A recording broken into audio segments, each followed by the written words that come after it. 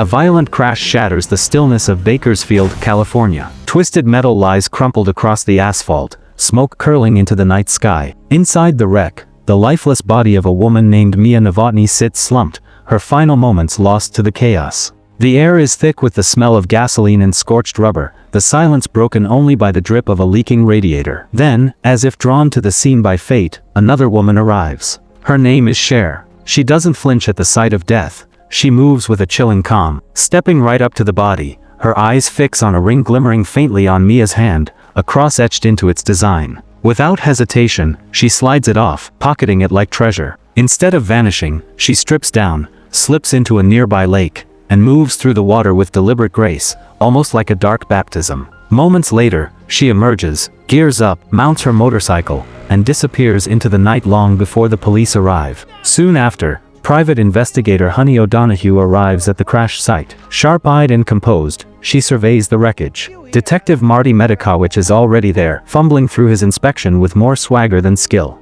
Honey recognizes the victim immediately, but when Marty asks, she lies, saying she doesn't know her. Mia wasn't just anyone, there's more to this story, and Honey intends to keep it to herself. Marty, oblivious, tries hitting on her, but she shoots him down flat, reminding him she's not interested in men. Back at her office, Honey buries herself in work, though Mia's image lingers in her mind. Her assistant Spider introduces her to a new client, Mr. Siegfried. Nervous and restless, he explains that he suspects his boyfriend is cheating on him. Honey agrees to take the case, though she knows better than most that love, secrets, and lies are rarely simple. Later that night, Honey visits her sister Heidi. Their bond is strained, but still there. Heidi is worn thin, a single mother raising several kids, including her rebellious teenage daughter, Corinne. As the sisters talk, the peace is broken when Corinne is picked up by her boyfriend Mickey, a reckless young man with trouble written all over him. Meanwhile, trouble is already brewing at the Four-Way Temple Church.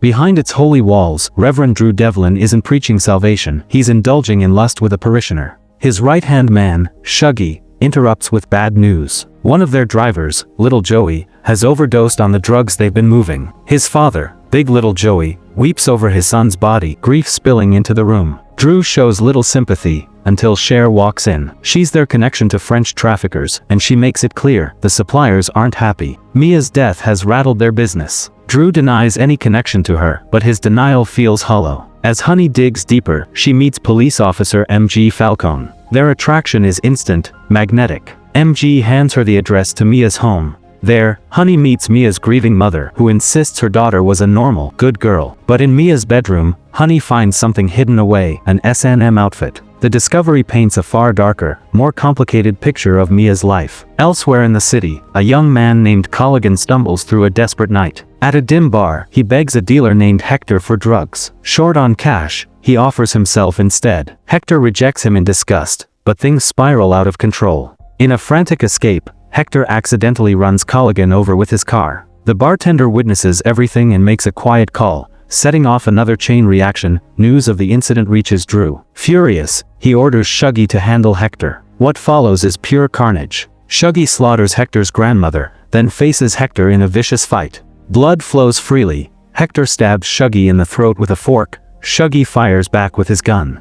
But in the end, Hector gains the upper hand, bludgeoning Shuggy to death with an iron. Barely alive, Hector stumbles to the church, interrupting Drew mid-indulgence with two women. Desperate, he fires wildly, missing every shot. Drew calmly disarms him and ends his life in front of horrified witnesses. Back in Honey's world, the case grows more personal. Siegfried is devastated to learn Colligan, the man who just died, was his boyfriend. Honey sees his pain, but it only drives her further. In the middle of it all, her relationship with MG intensifies. They share a night together, connecting through scars from their pasts. But the illusion shatters quickly. The next morning, Corinne shows up at Honey's door with a black eye, courtesy of Mickey. Honey's rage flares. She cares for her niece, then storms Mickey's trailer, beating him down and smashing his rifle. Yet Mickey swears he had nothing to do with Corinne's disappearance. For once, his fear feels real. Meanwhile, the Four-Way Temple collapses from within. Cher turns on Drew,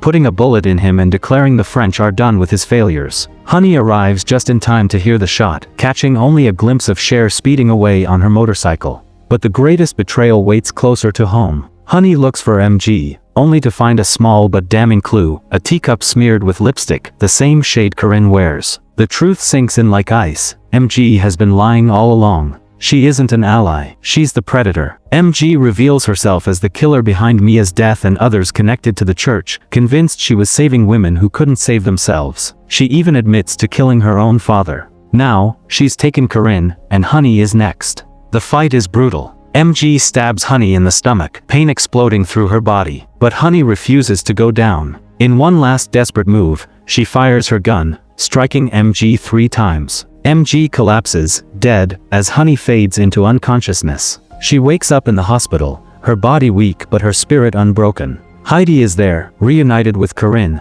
their family whole again. Detective Marty visits, once again trying his tired attempts at charm, but Honey brushes him off. Too much blood has been spilled for games. And then, the final turn. On her way home, Honey spots a lone motorcycle on the road.